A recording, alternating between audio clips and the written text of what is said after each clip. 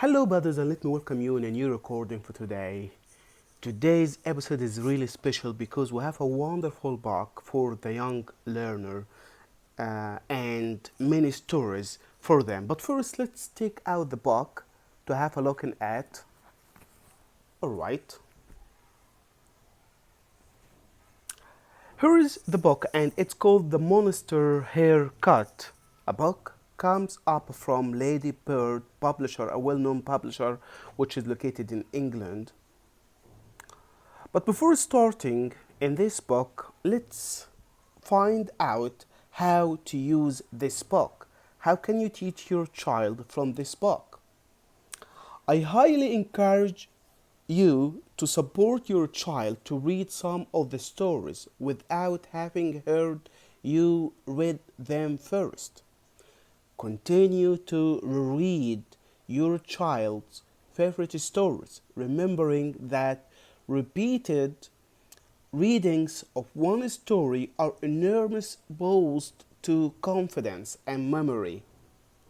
Maybe your child makes some mistakes or some errors in remembering or reading the words exactly. Hang on a minute, please.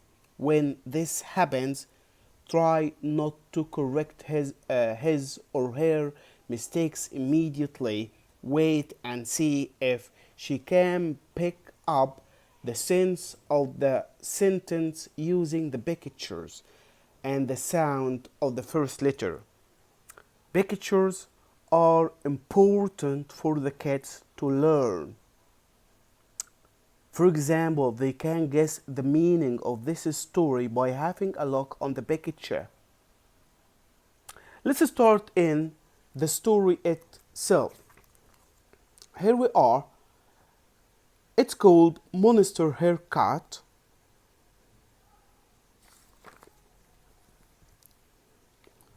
Mom looked at Gemma. Your hair was too long. Mom said, it was time you went to the hairdresser. Oh no, said Gemma. So again, one more time. Mom looked at Gemma. Your hair is too long. Mom said, it was time you went to the hairdresser's. Oh no, said Gemma. Oh yes, said Mom. I'll call Sandra to see if she can do it. Now, what is Mom doing? She's calling Sandra. Can you see the cat? Where is Mom? Is she in the bedroom or in the kitchen? And here is how it goes to teach your child to get and pick up the language. Okay, let's continue. Gemma pulled a face. Oh, Mom, can't we go somewhere new? Sandra is so boring, she said. So Mom took Gemma to the new hairdressers in town.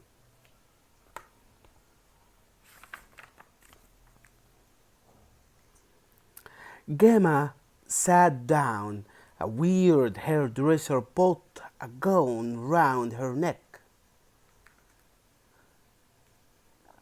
Gemma pulled a face.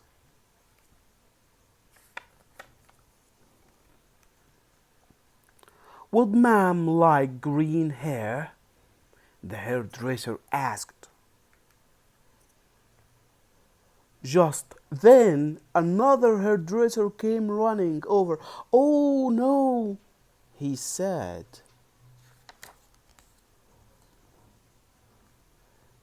Green wouldn't be right at all.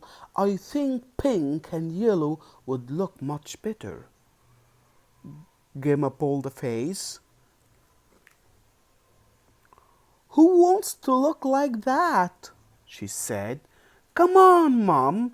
Let's go to Sandra's. The hairdressers pulled faces at one another. Oh no, do not go to Sandra's, they said. She's so boring. And that's the end of today's story. Now let's move to the second story. Who am I?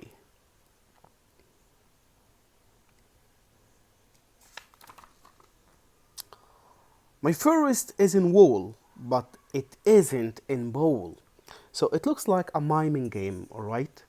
My first letter, my first is in wool, but it isn't in bowl, alright?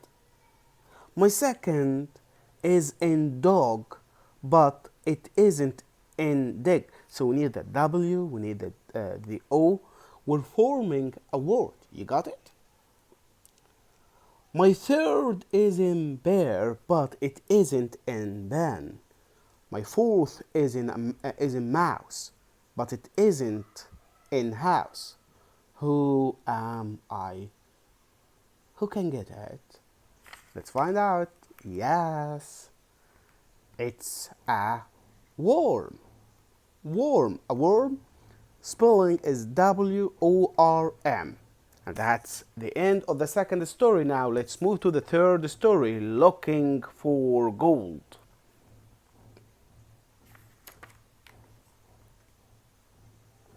Alright. Dad was in the garden. I was helping him to put up a fence. Dad asked, "Do you think we'll find some gold in this hole?" I said, "I don't know. Let's have a look." In went the spade we found. We found what? A spider, a beetle, lots of worms, and some soil. And when the spade again, this time we found a bird's feather, some little pebbles, a snail's shell, and more soil. The spade went in again, and we found some black rock, and all the broken pot, and lots more soil. Oh, how's it going there? I was getting bored. Isn't that hole big enough? I asked. Just one more spadeful, said Dad. One last. And here we are.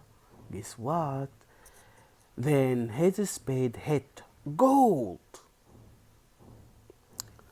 And that was the end of today's book. Thank you so much for spending the time watching and listening to these stories. Today's story was Monster Haircut. Thank you so much for you. Goodbye.